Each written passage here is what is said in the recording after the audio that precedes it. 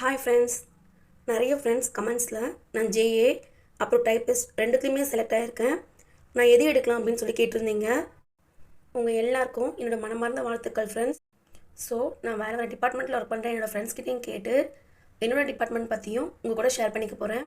First பாருங்கள், JA typist நம்ம பேசிக்காக எல்லாருமே எதிர்பார்க்குறது என்ன அப்படின்னா சேலரியை பற்றி எதிர்பார்ப்போம். ஏன்னா இவ்வளோ கஷ்டப்பட்டு நம்ம படிச்சுட்டு வரோம், நமக்கு எதில் சேலரி அதிகமோ அது எடுக்கணும் தான் நமக்கு தோணும். அப்படி பார்க்கும்போது ஜேஏ டைப்பிஸ்ட் அது ரெண்டுத்துக்குமே சேலரின்னு பார்க்கும்போது ரெண்டுமே ஈக்குவல்னா அந்த பேசிக் பே அது ரெண்டு பேருக்குமே ஈக்குவல் தான். ஒரே ஒரு டிஃப்ரென்ஸ் என்னென்னா அந்த 240 ருபீஸ் போட்டிருக்கேன் இல்லைங்களா, அது வந்து டைப்பிஸ்ட்டுக்கான ஸ்பெஷல் பே, அது மட்டும்தான் சேஞ்ச் ஆகும், வேறு எதுவுமே சேஞ்ச் ஆகாது.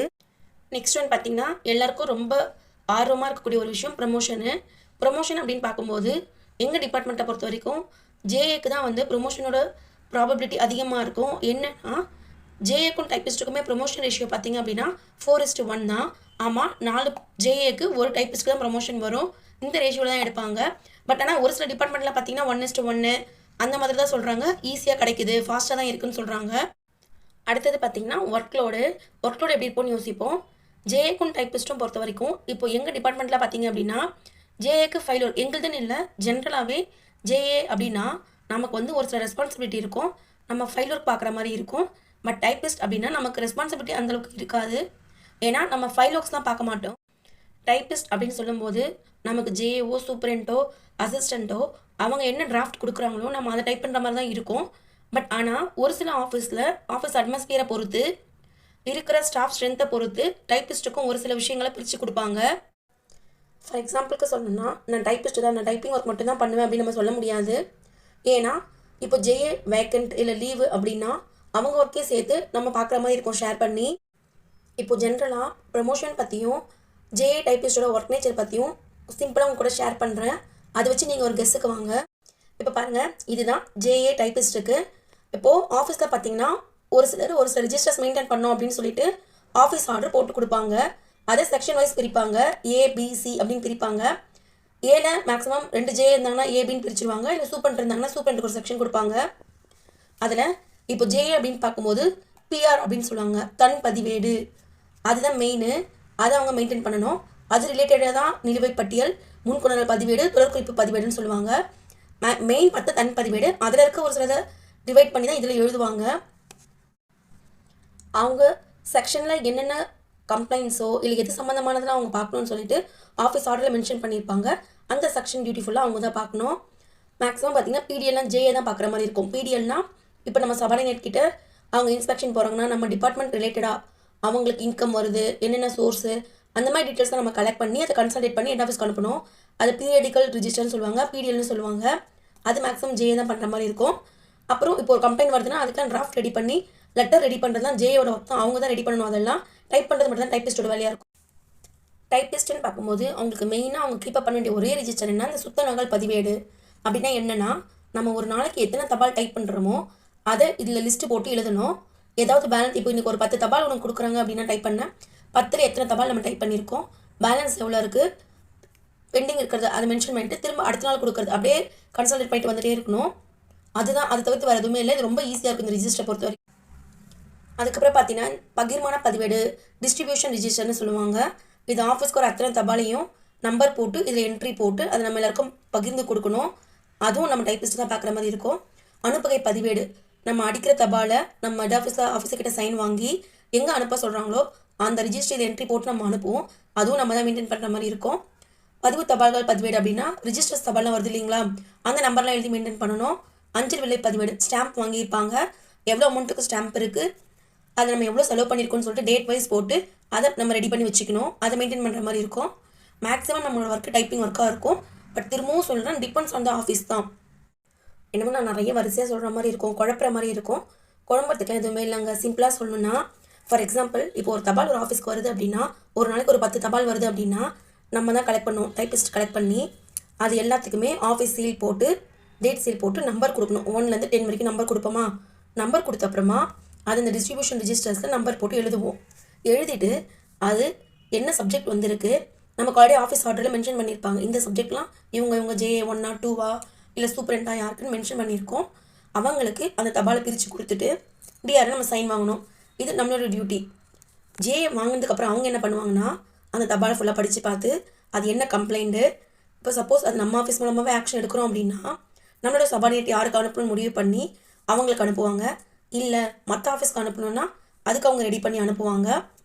அந்த ரிப்ளை ரெடி பண்ணி அனுப்பிட்டு அவங்கக்கிட்ட இருந்து ஒரு ரிப்ளையை வாங்கி அந்த ஃபைலை க்ளோஸ் பண்ணணும். ஸோ இப்போ டைப்பிஸ்ட்னா நம்ம தபாலை வாங்குகிறோம், நம்பர் போடுறோம், அது யாருக்குன்னு பிரித்து கொடுக்குறோம், அதோட நம்மளால் முடிஞ்சுது.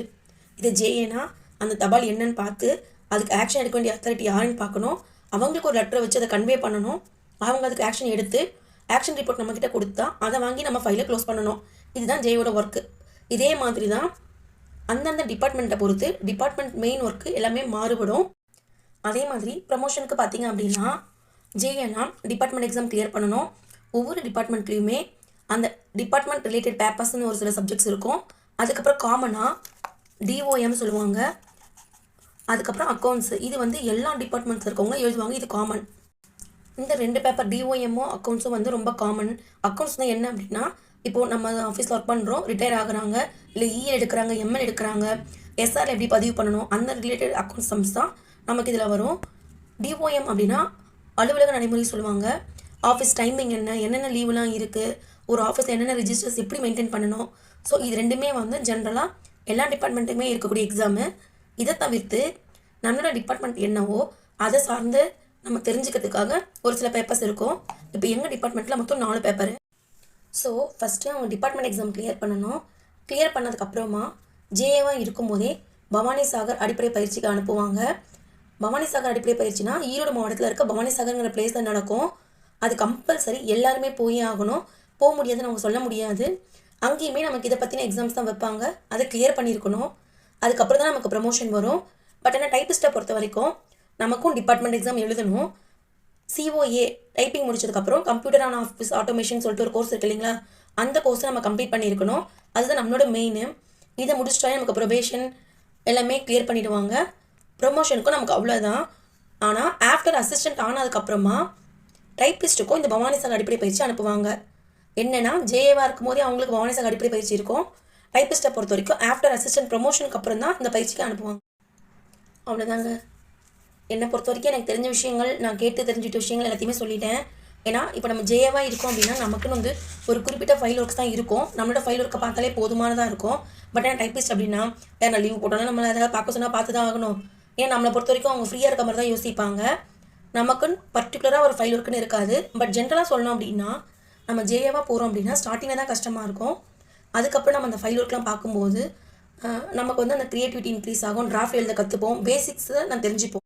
நம்ம இப்போ டைப்பிஸ்ட்டாக போனாலுமே ஆஃப்டர் அசிஸ்டன்ட் ஆனதுக்கப்புறமா நம்ம அந்த ஒர்க்கை செஞ்சு தான் ஆகணும். நமக்கு ஒரு ரிஜிஸ்டர்ஸ் கொடுப்பாங்க. அப்போ 2 பேருமே சேமாக தான் இருப்போம். இப்போ ஜேஏ டு அசிஸ்டன்ட் வரவங்களும் டைப்பிஸ்ட் டு அசிஸ்டண்ட்டாக இருக்கவங்களும் ஒரே மாதிரி ஒர்க் தான் பார்க்க போகிறோம். பட் அவங்களுக்கு அப்போ ஹேண்ட்லிங் கொஞ்சம் ஈஸியாக இருக்கும்.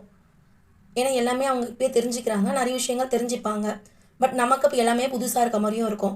ஆனால் அதே நேரத்தில் இன்னொரு ப்ளஸ் பார்த்திங்க அப்படின்னா ஜேஏனா அவங்க ஃபைல் சம்மந்தப்பட்டது மட்டும் தான் பார்ப்பாங்க. பட் நம்ம டைப்பிஸ்ட் அப்படின்னா எல்லா செக்ஷனோட தபாலையும் நம்ம டைப் பண்ணுறதுனால ஓரளவுக்கு நம்ம நல்லா புரிஞ்சிக்கக்கூடிய டேலண்ட் இருக்குன்னா நம்ம அப்சர்வ் பண்ணிப்போம். பட் என்னை பொறுத்த வரைக்கும் ஜென்ரலாக சொல்லணும் அப்படின்னா ப்ரொமோஷன் வைஸ் பார்த்தாலும் ரெஸ்பெக்ட் அப்படின்னு பார்த்தாலுமே டைப்பிஸ்ட்டை கம்பேர் பண்ணும்போது ஜேஏ தான் பெஸ்ட்டுன்னு நான் சொல்லுவேன். அதே மாதிரி எல்லோரும் நினைக்கிறது என்ன நினைக்கிறாங்கன்னா ஜேஏ மட்டும்தான் நல்லா மார்க் எடுத்து படிச்சுட்டு வர மாதிரியும், டைப்பிஸ்ட்டுக்கு வந்து நமக்கு ஒன்றுமே தெரியாது, நம்ம மார்க் கம்மியாக எடுக்கிறது வந்து டைப்பிங்கில் வர மாதிரியும்லாம் ஒரு சில வதந்திகள் இருக்குது.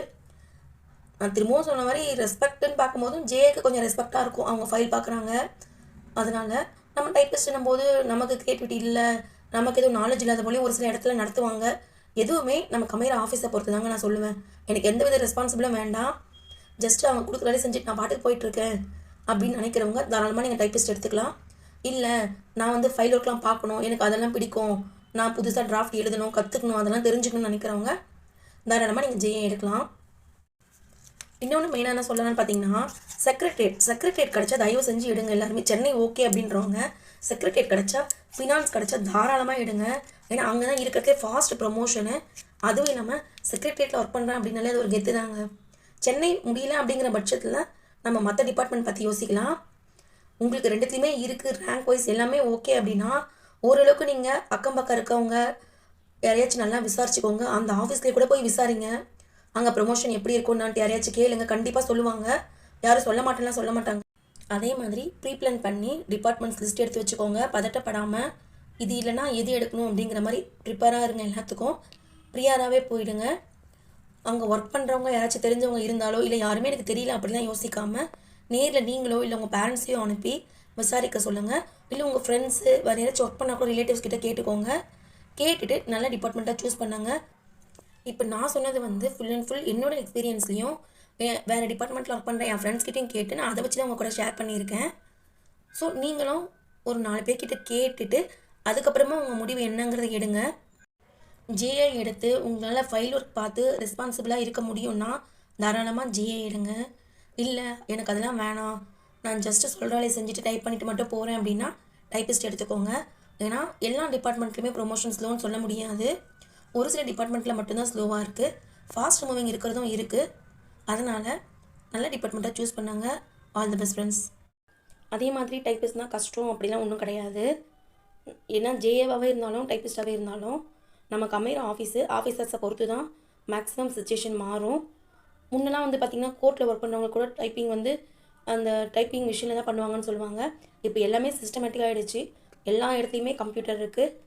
அந்தளவுக்கு நமக்கு ஒர்க் லோட் இருக்காது. எல்லாருமே வந்து சிஸ்டம் தெரிஞ்சு வச்சுருக்காங்க. பட் ஆனால் ஒரு சில இடத்துல பார்த்திங்கன்னா ஜேஏவோ சூப்ரண்டோ யாராச்சும் ஒருத்தருக்கு டைப்பிங் தெரிஞ்சிருந்தால் நமக்கு பிரச்சனை இருக்காது. ஆனால் ஒரு சில ஆஃபீஸில் பார்த்திங்கன்னா யாருக்குமே டைப்பிங் தெரியாது. அப்போ டைப்பிங் சம்மந்தப்பட்டது இல்லை சிஸ்டம் சம்மந்தப்பட்ட ஒர்க் எதுனாலும் அங்கே டைப்பிஸ்ட் நீங்கள் தான் செய்கிற மாதிரி இருக்கும். அந்த மாதிரி இடத்துல ரொம்ப கஷ்டமாக இருக்கும். All the best friends.